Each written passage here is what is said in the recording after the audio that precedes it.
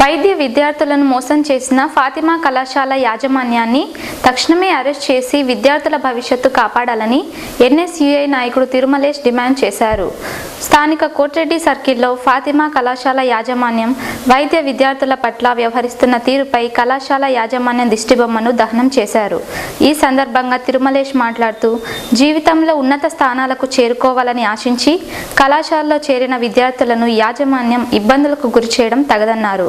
MCA అనుమతి లేకున్నా విద్యార్థులకు ప్రవేశాలు కల్పించి విద్యా విధానాన్ని నిర్వీర్యం చేయడం ఎంతమాత్రం సమంజసం కాదన్నారు.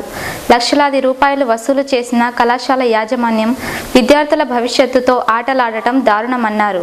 ఇప్పటికైనా రాష్ట్ర ప్రభుత్వం గుర్తించి ఈ విషయంగా సత్వరమే స్పందించి విద్యార్థులకు న్యాయం చేయాలని, లేని పక్షంలో భవిష్యత్తులో తీవ్ర స్థాయిలో ఉద్యమాలు చేపట్టాల్సి వస్తుందని ఆయన హెచ్చరించారు. ఈ కార్యక్రమంలో ఎన్ఎస్యుఐ, ఐఎస్ఎఫ్ నాయకులు, విద్యార్థులు పాల్గొన్నారు. గత 12 రోజుల నుండి ఫాతిమా కళాశాల యాజమాన్యం విద్యార్థులను నిర్విరామం చేస్తూ వాళ్ళ దగ్గర నుండి స్కాలర్షిప్లు ఏమి రాకోకుండా, ఎంసీఏ అనుమతి లేకోకుండా వాళ్ళని అడ్మిషన్లు చేపించుకొని విద్యార్థుల భవిష్యత్తుతో చెలగాటమాడుతూ లక్షలాది రూపాయలు డొనేషన్ల రూపంలో, ఫీజుల రూపంలో వసూలు చేసి నేడు ఎంసీఏ అనుమతి లేదని చెప్పి నిరాకరించి విద్యార్థుల భవిష్యత్తుతో చెలగాటమాడుతూ దానికి ఒతాసు పలుకుతున్న రాష్ట్ర ప్రభుత్వం దీనికి నిరసనగా ఎన్ఎస్యుఐ ఐఎస్ఎఫ్ ఆధ్వర్యంలో కోట్రెడ్డి సర్కిల్ వద్ద దిష్టిబొమ్మ దహనం చేయడం జరిగింది. ఫాతిమా కళాశాల యాజమాన్యంది.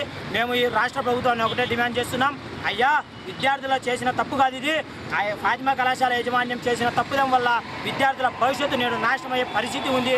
దీన్ని రాష్ట్ర ప్రభుత్వం గుర్తించి వీరి యొక్క విద్యార్థులకు న్యాయం జరిగే విధంగా చర్యలు తీసుకోవాలి. లేని యోడలో అన్ని విద్యార్థి సంఘాలను కలుపుకొని తీవ్ర ఆందోళనలు రాష్ట్ర వ్యాప్తంగా చేస్తామని చెప్పి మీడియా ముఖం ద్వారా రాష్ట్ర ప్రభుత్వాన్ని మేము హెచ్చరిస్తున్నాం.